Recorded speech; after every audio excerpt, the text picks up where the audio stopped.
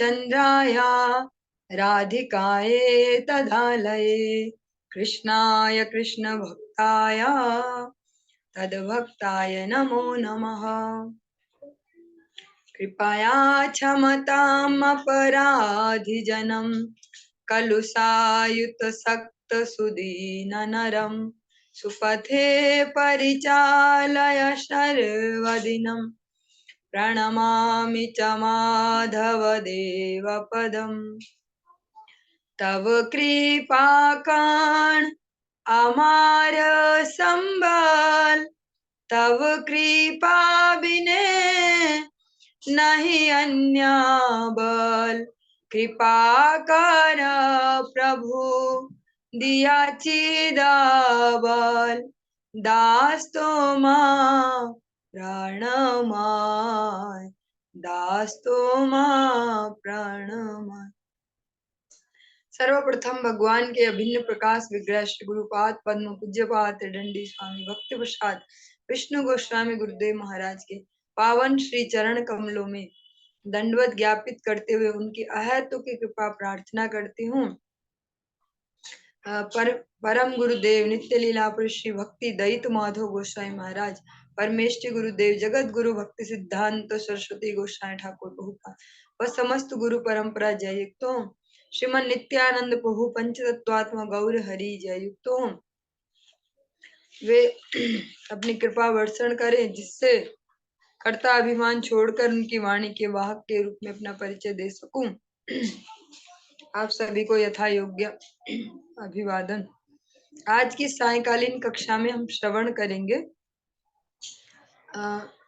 कल हमने श्रवण किया श्री श्यामानंद जी का पावन मंगलमय चरित्र और इन्हीं के ही साथ हैं श्री निवास आचार्य। आज हम श्री निवास आचार्य जी का मंगलमय चरित्र श्रवण करेंगे, जो हम सुना करते हैं या जय ध्वनि भी देते हैं कि नरोत्तम श्यामानंद निवासाचार्य प्रभु त्रय कीजिए। हाँ, तो ऐसे हमने श्यामानंद जी का चरित्र तो सुन लिया, किस प्रकार से उन्होंने भगवान की भक्ति की, और संक्षिप्त चरितामृत है ये, इनमें ज्यादा विस्तार तो नहीं है। आज हम श्रवण करेंगे इनमें से जो दूसरे हैं श्री निवास आचार्य, इनका चरित्र श्रवण करते हैं। नदिया जिले के अंतर्गत अग्र द्वीप के उत्तर की तरफ चाखंदी ग्राम में 1441 शकाब्द में रोहिणी नक्षत्र युक्त वैशाखी पूर्णिमा के दिन श्री निवास आचार्य जी आविर्भूत हुए थे। इनके पिता श्री गंगाधर भट्टाचार्य राढ़ीय ब्राह्मण थे। इनके पिता भक्ति रत्नाकर ग्रंथ में इस प्रकार वर्णित है। काटोया में श्रीमन महाप्रभु जी को सन्यास ग्रहण करते हुए दर्शन कर, महाप्रभु का जब सन्यास हो रहा था ना, यह हुआ, तो जिसने भी दर्शन किया किसी को प्रसन्नता नहीं हुई, सारे लोग रो रहे थे। सोचो कैसा सीन होगा, सारे लोग रो रहे थे कि ये इतने सुंदर है, इनका दर्शन इतना सुंदर, इनके केस इतने सुंदर है। मुंडन जो नाई कर रहा वो भी रो रहा कि अरे क्यों कटवा रहे इतने सुंदर केस अपने, क्योंकि भगवान की तो जो शोभा है वो अपूर्व है, ऐसी किसी और में देखने को नहीं मिलती। तो वो सारे लोग बड़े दुखी थे, और इनमें से ही ये जो गंगाधर भट्टाचार्य हैं, श्रीनिवास आचार्य के पिताजी, ये भी वहां पर थे। ये हा चैतन्य नाम बार बार उच्चारण करते हुए निरंतर अश्रु बहाते रहे थे। इस प्रकार से कभी कभी जब भक्त लोग मिलकर संकीर्तन करते हैं तो इस प्रकार के ध्वनि करते हैं, कहाँ नित्यानंद कहाँ गौर हरि, इस प्रकार से। तो भी हा चैतन्य इस प्रकार उच्चारण करते हुए अश्रु बहा रहे। श्री गंगाधर पंडित जी की इस प्रकार प्रेम में उन्मत्त अवस्था को देखकर उस समय वहां पर उपस्थित भक्तों ने महाप्रभु जी का प्रिय जानकर इनका नाम चैतन्य दास रख दिया। तो जो वहां पे भक्तगण है उन्होंने भी उनकी इस अवस्था को देखा तो चैतन्य दास उनका नाम कर दिया। श्री चैतन्य दास जी के हृदय में कोई कामना नहीं थी, उनके जो है निष्काम हृदय है। अब हम जो सुनाने जा रही हूँ, भगवान की कृपा कैसी होती है, भगवान किस प्रकार से हमारे जीवन में कृपा करेंगे, ये केवल भगवान ही जानते हैं, है ना। जो चैतन्य दास है, जिनको सबने मिलके नाम दे दिया चैतन्य दास, उनके हृदय, वो तो निष्काम भक्त हैं भगवान के, उनके मन में कोई कामना नहीं, लेकिन अचानक से उनके हृदय में पुत्र की कामना प्रबल हो उठी। वो चाह रहे कि मेरा भी कोई पुत्र होता, और वो खुद भी आश्चर्यचकित है कि भाई ऐसी बात कहाँ से आई मेरे दिमाग में, है ना। कई बार होता है ना, कुछ भी अचानक से ऐसे हमें लगता है, तो वो भी स्वयं आश्चर्यचकित है कि मेरे मन में ऐसे विचार कैसे आ रहा है कि कोई बेटा होता मेरा भी। ये बात उन्होंने अपनी पत्नी श्रीमती लक्ष्मी प्रिया को बताई, और जो इनकी धर्म पत्नी है उनका भी नाम कोइंसिडेंटली लक्ष्मी प्रिया है। लक्ष्मी प्रिया ने उन्हें नीलाचल जाकर श्रीमन महाप्रभु के समक्ष निवेदन करने का परामर्श दिया। तो जो धर्म पत्नी होती है, जैसे अब समाज धीरे धीरे मॉडर्न समय की ओर आगे बढ़ रहा, मॉडर्न एज आ गया, मॉडर्न एरा जो भी बोल लो, आगे बढ़ते जा रहा है ना, तो सारे रिलेशंस भी वैसे ही हो गए, मॉडर्न ही हो गए। लेकिन जो भारत देश की प्राचीन संस्कृति रही है, अभी भी बहुत सारी माता जी लोग इसको पालन करते हैं, इसीलिए भारत देश में थोड़ा बहुत बची भी है संस्कृति। तो जो इनकी धर्म पत्नी है, इन्होंने क्या आदेश दिया, इन्होंने वो आदेश दिया जो देना चाहिए एक धर्म पत्नी को। उन्होंने बोला महाप्रभु के पास जाओ, अगर ऐसी इच्छा आ रही है तो भगवान की, क्या पता इसमें क्या इच्छा है भगवान की, तो आप नीलाचल जाओ, महाप्रभु के दर्शन करो, और महाप्रभु को बताओ कि मेरे मन में ऐसा चल रहा है। श्री चैतन्य दास जी ने अपनी पत्नी के साथ, सपत्नी उन्होंने नीलाचल की यात्रा की, दोनों दोनों गए। रास्ते में याजी ग्राम में लक्ष्मी प्रिया जी के पिता श्री बलराम विप्र जी के घर कुछ दिन रहे। नीलाचल में श्रीमन महाप्रभु जी के श्री चरणों में उपस्थित होकर चैतन्य दास जी कुछ निवेदन करते, इससे पहले ही श्रीमन महाप्रभु जी उनके हृदय के अभिप्राय को समझकर बोले।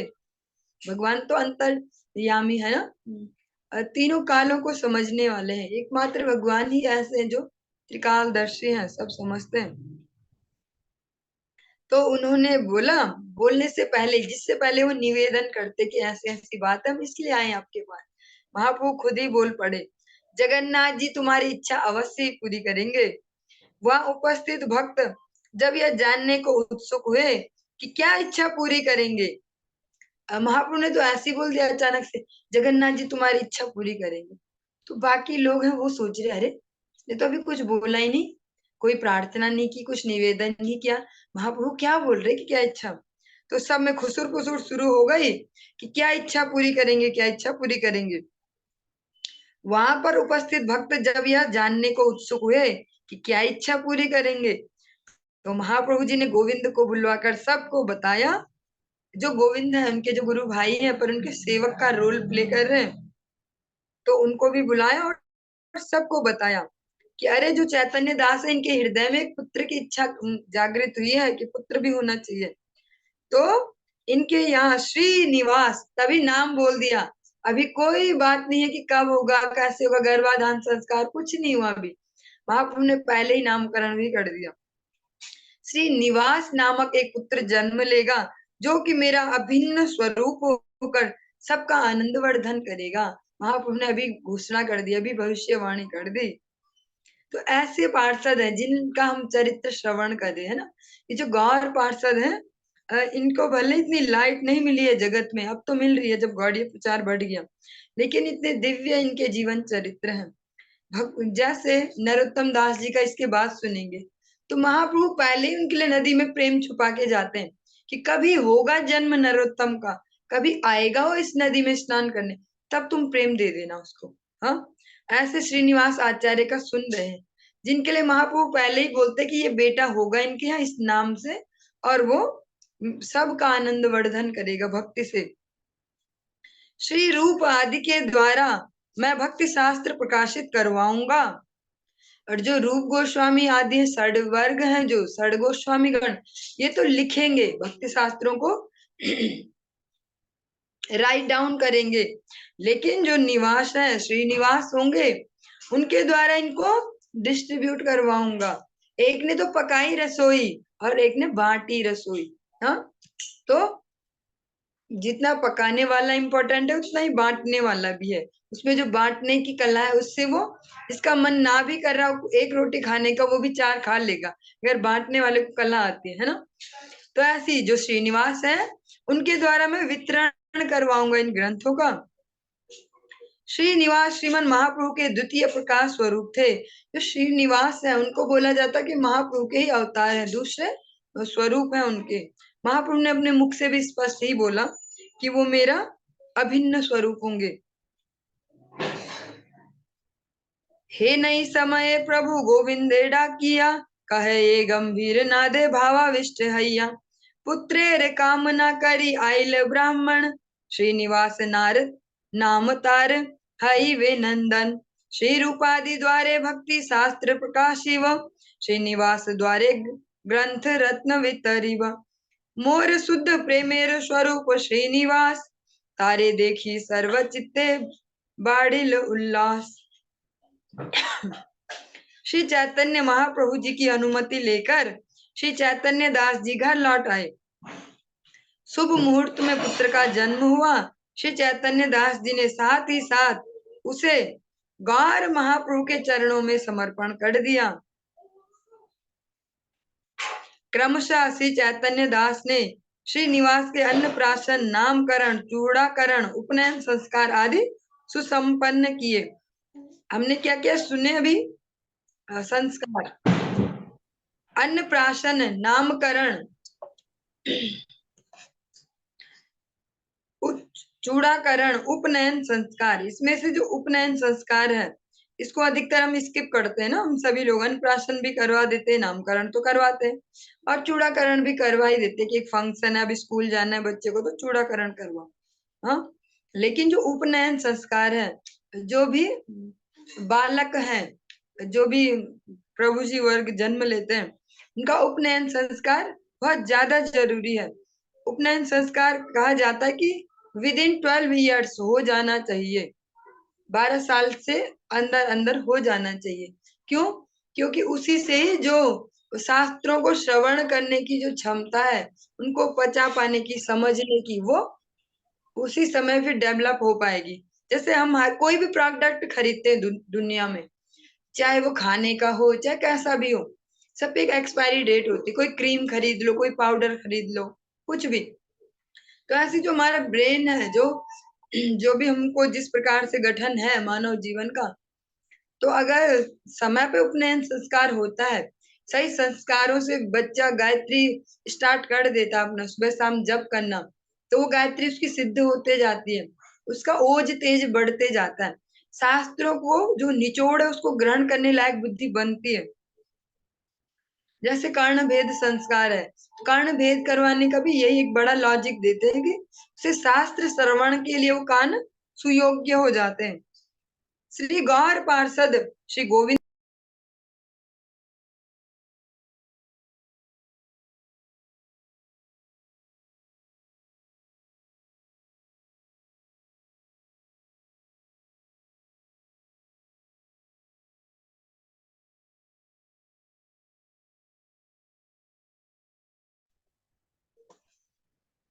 हरे कृष्ण। गौर पार्षद श्री गोविंद घोष एवं विशेष रूप से खंडवासी श्री नरहरि सरकार ठाकुर और श्री रघुनंदन ठाकुर जी की कृपा और स्नेह प्रचुर रूप से श्रीनिवास जी के ऊपर वर्षित हुआ। भगवान की कृपा तो मिली साक्षात जन्म से पहले से, जैसे परीक्षित महाराजा, लेकिन उसके बाद जब जन्म भी हो गया फिर भी महाप्रभु को बार बार दर्शन करवाते। और इसके साथ ही जो वैष्णव है, वैष्णव का अनुगत्य बहुत ज्यादा जरूरी है। हरि गुरु वैष्णव तीनों ही बहुत जरूरी है। हरि हरि से काम नहीं चलेगा, हरि गुरु से ही काम नहीं चलेगा, हरि गुरु वैष्णव तीनों जरूरी हैं। गोविंद घोष और जो अलग अलग वैष्णव हैं, नरहरि सरकार ठाकुर, रघुनंदन ठाकुर, ये इनका भी इनको विशेष स्नेह प्राप्त हुआ। भगवान की कृपा से इनके चरित्र भी सुनने को मिलेंगे, नरहरि सरकार ठाकुर, रघुनंदन ठाकुर, इन बुक्स में सबके ही दिए हुए।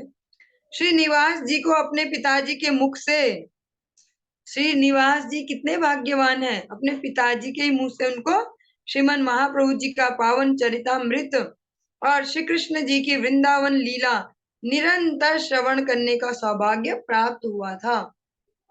महाप्रभु जी को उनके पिताजी चैतन्य महाप्रभु की और भगवान कृष्ण की लीलाएं सुनाया करते। श्रवण करते करते दोनों पिता पुत्र प्रेम से विवल हो उठते थे। ऐसा वैसे रेयर ही है देखना, तो आज के समय में तो बहुत मुश्किल है। पिता पुत्र दोनों साथ बैठ के भगवान की कथा सुनते और साथ में ही रोते धोते भी हैं। अगर हमारी भाषा में बोले, रोना धोना भी चलता है भगवान के प्रेम में, दुनिया के किसी अभाव में नहीं, किसी दुख में नहीं, भगवान के प्रेम की। श्रीनिवास की जननी जो उनकी माता जी हैं, और माँ भी कैसी मिली इनको श्रीनिवास को बहुत प्रकार से नाम संकीर्तन करवाती थी। भगवान का नाम संकीर्तन करवाना माता जी इतने, जो हम सुन रहे हैं, कल हमने सुना श्यामानंद जी का चरित्र, तो उनके माता पिता भी कितने सुंदर वैष्णव हैं। कितने भाग्यवान है श्यामानंद प्रभु। माता पिता स्वयं से बोलते हैं कि बिना दीक्षा के भजन कहाँ फलीभूत होगा, पहले दीक्षा ले, कृष्ण दीक्षा ले, कृष्ण मंत्र की। यहाँ सुनते तो यहाँ भी माता पिता वैसे ही खुद से उन्हें भगवान की कथाएं सुन रहे, नाम संकीर्तन करवा रहे हैं ना। तो हम जैसों को थोड़ा थोड़ा इनसे प्रेरणा लेनी चाहिए कि हम भी ऐसा कर पाए। श्रीनिवास मातृ पितृ भक्ति परायण थे। इसमें छोटा सा वो ऐड करेंगे। हमने बचपन में सबने ही लगभग हिंदी में सुनी होंगी, सुभाषितानी करके या गीता वचनानी, ऐसा कुछ टाइटल देके कुछ वो होते थे, दोहे या श्लोक टाइप। उसमें एक आता है माता शत्रु पिता वैरी येन बालो न पाठिता न शोभते सभा मध्य हंस मध्य वको यथा। इसको अधिकतर यूज किया जाता है जड़ विद्या के लिए, सांसारिक विद्या में, लेकिन इसका वास्तव अभिप्राय है चिद विद्या से। वो माता शत्रु है, पिता बैरी है, जो सही शिक्षा नहीं देते। तो ये बिल्कुल अप्लाई होती है भजन शिक्षा में। वो माता पिता शत्रु ही हैं जो भजन की शिक्षा नहीं देते बच्चों को, क्योंकि बाकी जो शिक्षाएं हैं वो ले ही लेगा कहीं ना कहीं से। पेट भरने तक की शिक्षा तो कैसे भी ले ही लेगा, हाँ, लेकिन हमारा सारा फोकस होता पेट भरने वाली विद्या पे। हमने भी मान लिया कि शिक्षा यही है, बस तुम स्कूल जाओ, फिर कॉलेज जाओ, फिर ये कोर्स करो, 20 लाख वहां लगाओ, 25 लाख वहां लगाओ, अब कुछ हो गया। हाँ, पढ़े लिखे गधे बनो, हाँ, एजुकेटेड गधा बनो तुम। लेकिन वास्तविक जो शिक्षा है, हरि भक्ति की शिक्षा, ये नहीं देते, जबकि हमारा कर्तव्य मेन यही है। माता पिता को इसको वेद भी स्पष्ट कहते हैं, उपनिषद का हो गई। वो कहते हैं कि माता न सस्यात पितरो न सस्यात स्वजनो न सस्यात। वो माता माता नहीं, वो पिता पिता नहीं, वो रिश्तेदार रिश्तेदार नहीं है। जो संसार से छुटकारा पाने की, भगवान के चरणों में लगने की शिक्षा न दे, ऐसे को माता पिता बनने का भी कोई अधिकार नहीं। हाँ, माता पिता बनने का भी अधिकार उन्हें ही है जो उसको भगवत चरणों तक भी पहुंच पाए। वरना संतानें तो सुअर है, उनके बहुत ज्यादा हो जाते हैं एक ही बार में, बिल्लियां उनके बहुत ज्यादा संतानें हो जाती है। तो संतान जन्म देने से ही माता पिता नहीं बनते, वो तो जानवर भी देते हैं। माता पिता यथार्थ में तब बनेंगे जब उन्हें बता पाएंगे कि आपके जीवन का गोल क्या है। हम तो अभी डैमी माता पिता है, नकली वाले। असली माता पिता है गुरु वर्ग, असली माता पिता है भगवान। अगर जिसने ये सिखा दिया तो वही सच्चे सच्चे तरीके से माता पिता है।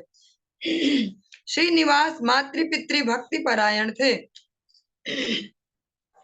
और फिर इसका रिजल्ट क्या, जो श्रीनिवास है वो भी ऐसे नहीं कि इग्नोर करे, छोड़ो इन बूढ़े बूढ़े, इन्होंने दिमाग खराब कर रखा है, ये पुराने जमाने के। ऐसे जब उनके माता पिता ने भजन परायण है तो वो भी मातृ पितृ भक्त है। अभी जो टाइम पीरियड है, ये जबरदस्ती सेवा करवाने वाला। हूं मैं बाप तेरा, सेवा कर मेरी, हूं मैं माँ तेरी, कहना मान। इमोशनल ब्लैकमेलिंग करेंगे। देखो माता पिता कितना करते हैं बच्चों के लिए, बच्चे समझते ही नहीं। ऐसे ऐसे हमें फंडे चलाने पड़ते हैं। आज के समाज में बहुत ज्यादा दिख रहा है ये, पिछले 10 15 20 साल में ऐसे इमोशनल अत्याचार चलेगा। माता पिता है हम तुम्हारे, करो हमारी, ऐसे। ये करना ही नहीं पड़ेगा अगर हमने उन्हें सही शिक्षा दी। सही शिक्षा नहीं दे पा रहे, इसलिए ये गड़बड़ है। जिन्होंने भी सही शिक्षा दी, जिन्होंने भजन में लगाया, हाँ, रघुनाथ भट्ट गोस्वामी, महाप्रभु ने स्पष्ट बोला कि नहीं, तुम रहो, सेवा करो। हाँ, रघुनाथ दास गोस्वामी, उनके माता पिता बार बार फंसा फंसा के बांध बांध के रखते, महाप्रभु ने बोला ठीक किया, भाग गए तुम। तो हमें अभी भी समझना होगा कि अगर हम सच्ची शिक्षा नहीं देंगे तो फिर हमें भी रिजल्ट कुछ नहीं मिलेगा। अभी हम कितना उन्हें ऐसे सप्रेस करके रख ले, अभी हमारे पंजे में बांध के रखो, लेकिन जैसे ही पंछी उड़ेंगे फिर हाथ नहीं आएंगे। तो जब उनके माता पिता ने सही शिक्षा दी तो उन्होंने भी उनकी भक्ति की। श्रीनिवास जी ने श्री धनंजय वाचस्पति से व्याकरण, काव्य, अलंकार आदि शास्त्रों का अध्ययन कर थोड़े दिनों में ही शास्त्रों में विशेष पारदर्शिता प्राप्त कर ली थी। तत्पश्चात कुछ दिनों के बाद ही इनका पितृवियोग हो गया। इनके पिताजी जो है उनका शरीर छूट गया। भक्त पिता के विरह से श्रीनिवास अत्यंत कातर हो उठे। श्रीनिवास जी को दुख हो रहा पिताजी के जाने का, खुश नहीं हो रहे कि बढ़िया वो बुढ़ा टरक गया, हाँ शांति हो गई, ऐसे नहीं। उनको दुख क्यों हो रहा? क्योंकि वो भक्त है। हाँ, तो ये जो बेसिक्स है अगर हम इनको समझ पाए तो इजी हो जाएगा जीवन। किसी के लिए भी लेट नहीं हुआ है, चाहे कोई 70 में है, 80 में है, जिस मोमेंट जिस क्षण पे ये समझ लें कि हमारे जीवन का लक्ष्य भगवत भक्ति, हमें खुद भक्त बनना है पहले, फिर बच्चों को भी ये सिखाना है। ये नहीं कि पहले उनको ही सिखाने लग जाए, देखो माता जी यहाँ से बोलते हैं, देखो प्रभु जी यहाँ से बोलते हैं, गुरु जी। पहले हम खुद समझे और जब हमारे आचरण में आएगा तो वो देख लेंगे कि ये ईमानदारी से सुधर रहे हैं, बदल रहे हैं, तो वो दिखेगा भी उनके जीवन में। भक्त पिता के विरह से श्रीनिवास अत्यंत कातर हो उठे। भक्तों ने अनेक प्रकार से उन्हें और उनकी माता जी को सांत्वना प्रदान की। श्रीनिवास जी माता जी को साथ लेकर चाखंडी से याजी ग्राम में नाना के घर आ गए। श्रीनिवास जी के दर्शन कर गांव के लोग बहुत ही आनंदित हुए। कुछ दिन याजी ग्राम में रहने के पश्चात श्रीनिवास जी श्रीखंड में श्री नरहरि सरकार ठाकुर जी के पाद पद्मों में आ गए। अपने ननिहाल में कुछ दिन रहने के बाद फिर नरहरि सरकार ठाकुर के पास आ गए। श्रीमन महाप्रभु जी शीघ्र ही अपनी लीला संवरण कर सकते हैं। महाप्रभु उस समय विद्यमान है। महाप्रभु जल्दी ही अपनी लीला संवरण करेंगे, ऐसा संकेत मिलने पे नरहरि सरकार ठाकुर ने महाप्रभु जी के दर्शनों के लिए अत्यंत व्याकुल हो उठे। पुनः याजी ग्राम में आकर माता जी की आज्ञा लेकर वे तीव्रता से शुक्ला पंचमी के दिन गौड़ीय भक्तों को साथ लेकर नीलाचल की ओर चल पड़े। जो श्रीनिवास आचार्य हैं फिर से अपने ननिहाल में आए और अपनी माता जी से आज्ञा ली कि मैं जरा महाप्रभु के पास जा रहा हूँ। किंतु रास्ते में ही महाप्रभु के अप्रकट होने का संवाद सुनकर मूर्छित होकर गिर पड़े। लेकिन आधे रास्ते में उन्हें पता चलता कि महाप्रभु ने लीला संवरण कर ली, तो वो मूर्छित होकर गिर पड़े। मूर्छा टूटने के पश्चात जब इन्होंने प्राण त्यागने का संकल्प किया, तब इन्होंने सोचा कि छोड़ देता, अब मैं इस शरीर का क्या करूंगा, जब महाप्रभु ही चले गए, भगवान ही जरा धाम से चले गए, तो मेरा क्या काम है यहाँ। तो महाप्रभु ने स्वप्न में दर्शन देकर नीलाचल में जाने का आदेश दिया। महाप्रभु ने तभी स्वप्न में आए और आदेश दिया कि आप नीलाचल जाइए। नीलाचल में पहुंचने पर इन्हें स्वप्न में श्री जगन्नाथ, श्री बलदेव, श्री सुभद्रा और पार्षदों सहित श्रीमन महाप्रभु जी के दर्शन मिले।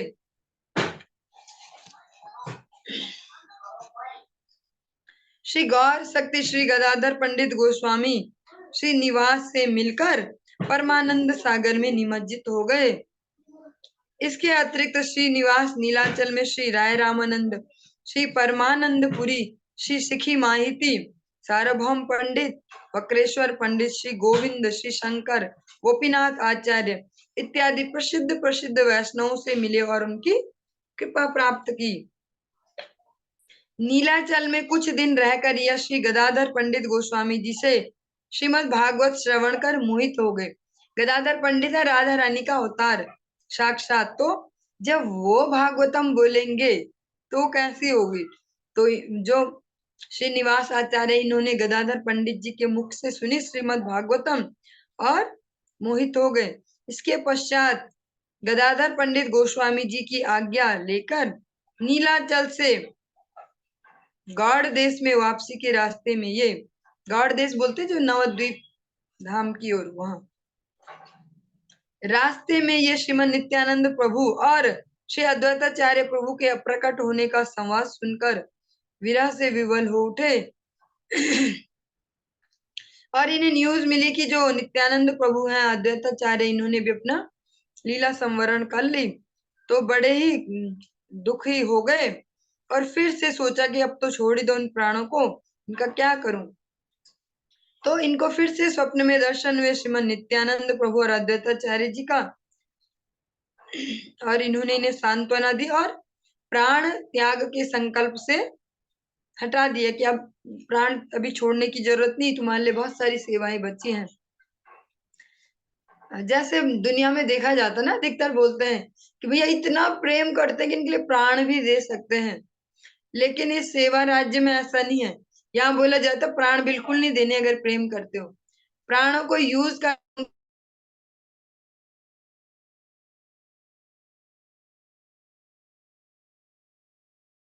नवद्वीप में पहुंचकर श्रीनिवास श्रीमन महाप्रभु जी के विरह में व्याकुल हो उठे। श्रीनिवास की इस प्रकार की अवस्था देखकर श्री वंशी वदनानंद ठाकुर जी ने जगन माता श्री विष्णु प्रिया जी से प्रार्थना की। श्री विष्णु प्रिया देवी जी ने श्रीनिवास जी को दर्शन दिए और कृपा की।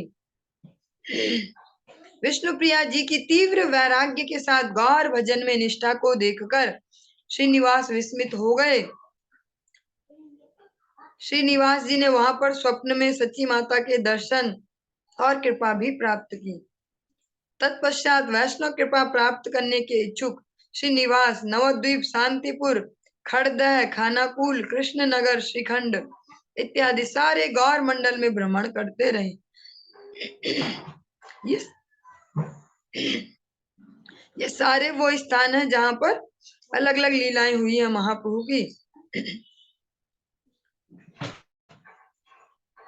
श्री गौर पार्षदों और श्री नित्यानंद जी के पार्षदों के सानिध्य में आने का सुअवसर मिलने के कारण श्रीनिवास अपने आप को धन्य धन्य समझने लगे।